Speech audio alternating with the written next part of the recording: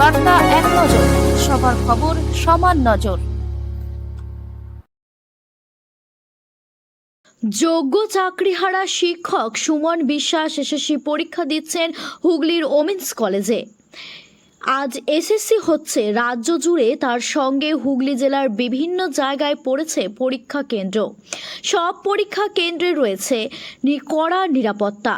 পরীক্ষা কেন্দ্রে ঢোকার আগে সুমন জানালেন, আজকে পরীক্ষার পর নতুন করে আন্দোলনের রূপরেখা তৈরি হবে। যোগ্যদের তালিকা প্রকাশ এবং তাদের চাকরিতে বহাল রাখার দাবিতে এসএসসি নিয়োগে যদি একজনও যোগ্য চাকরিহারা শিক্ষক বাদ যায় তাহলে আমরণ আন্দোলন চলবে।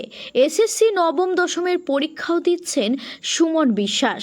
আজ একাদশ দ্বাদশ পরীক্ষাও দিচ্ছেন। পরীক্ষায় বসার সুযোগ সুপ্রিম কোর্ট দিয়েছে, তাই পরীক্ষা দিচ্ছেন। এই পরীক্ষার পর আন্দোলন আরও তীব্র হবে। দেখুন, যারা যোগ্য ছিল এসএসসি 2016 প্যানেলে, তাদের মধ্যে একজন যোগ্য যদি বঞ্চিত হয়, সুমন বিশ্বাসরা আমরণ আমৃত্যু তাদের পাশে থাকবে রাস্তার লড়াইয়ে। এত সোজা নয়, এত সোজা নয়।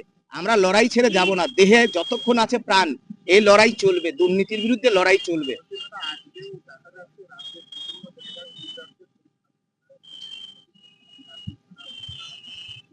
না, এগুলো আসতেই পারে। ভারতবর্ষের একটি অঙ্গরাজ্যের নাম পশ্চিমবঙ্গ।